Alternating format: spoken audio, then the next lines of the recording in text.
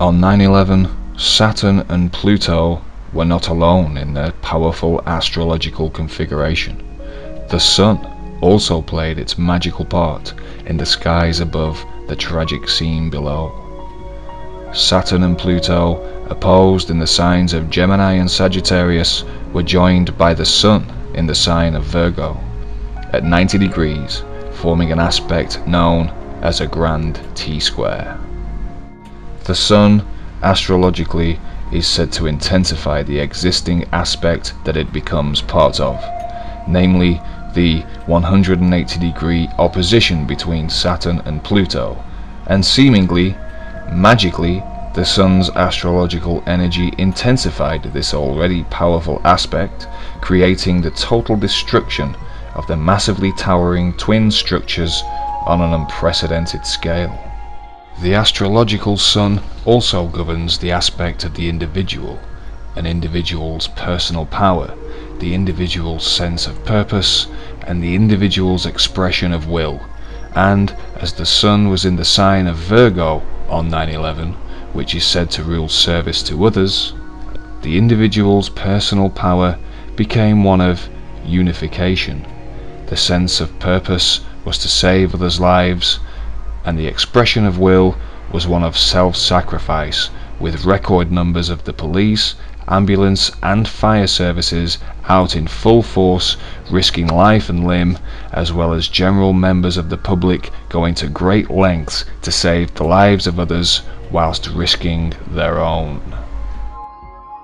Is this yet another example of as above so below energy playing itself out upon the world stage? Is there something else about these three planets that would suggest to us that some other force had its part to play that day?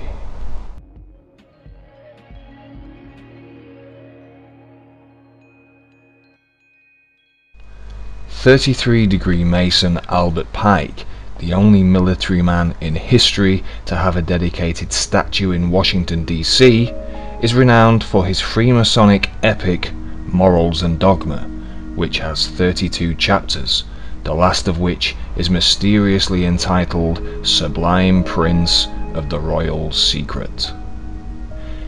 In Morals and Dogma, Pike informs the reader that the two solstices, Cancer and Capricorn, the two gates of heaven, are the two pillars. They still appear in our lodges as the two great pillars, Jachin and Boaz. The solstices are of course the extreme outer stations of the Sun when viewing the horizon over the course of the solar year. These two stations of the Sun form the northern solstice in Cancer and the southern solstice in Capricorn, and as Pike himself stated, they are represented as the two mysterious Freemasonic pillars, Boaz and Jachin. And as we have seen in previous episodes, these pillars may have been magically represented by the twin towers of 9/11. On the surface, Pike's quote presents us with a setback. The two solstices, and therefore the two pillars, are housed within, according to Pike, the two astrological signs Cancer and Capricorn, and not Gemini and Sagittarius, the signs which so accurately symbolize the qualities of 9/11. However, further on in Morals and Dogma, which coincidentally was republished in 1966, the same year that groundbreaking work began at the World Trade Center site, Pike refers to the Roman scholar Macrobius, renowned for his work entitled Saturnalia. Pike tells us that the galaxy, according to Macrobius, crosses the two opposite points Cancer and Capricorn. The two tropics before his time corresponded with those two constellations, but in his time with Gemini and Sagittarius, placing us right back in 9/11.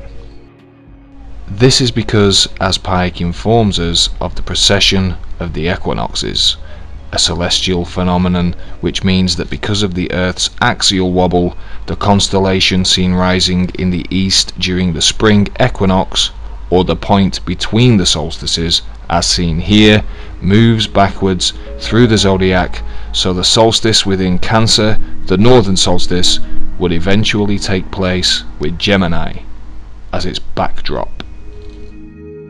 Furthermore, in Morals and Dogma, Pike gives us more Freemasonic symbolism that represents the solstices, also known as Boaz and Jachin. He tells the reader that they are also known as two parallel lines which bound the circle with a point in the center, which is an emblem of the sun. The sun, we are told, is also known within Freemasonic circles as the blazing star. The blazing star, Pike continues, or the glory in the center, is an emblem of prudence, an emblem of omniscience, the all-seeing eye, all of which are references to the sun. The blazing star, or sun, is seen here between the two solstices, or Boaz and Jachin, on this Freemasonic tracing board.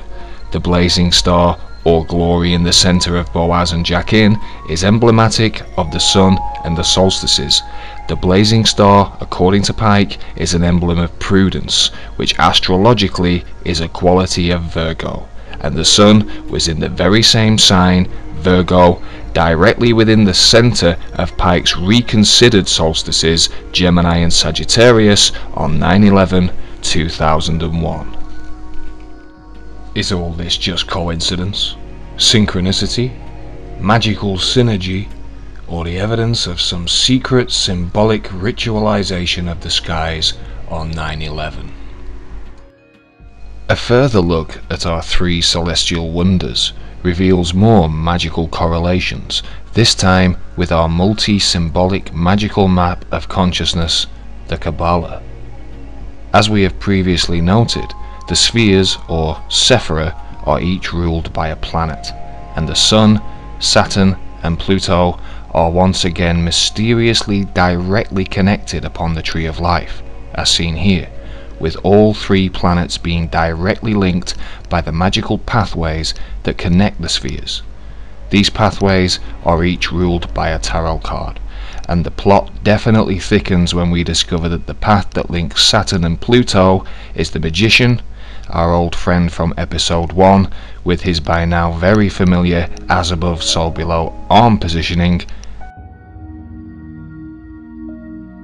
The path linking Saturn and the Sun is the Lover's card, or the Tarot's representation of Gemini, the twins, the sign in which our planet of structure was placed, and the path linking the Sun with Pluto is none other than the High Priestess, guardian of the mysteries, who also sits between our old friends Boaz and Jachin.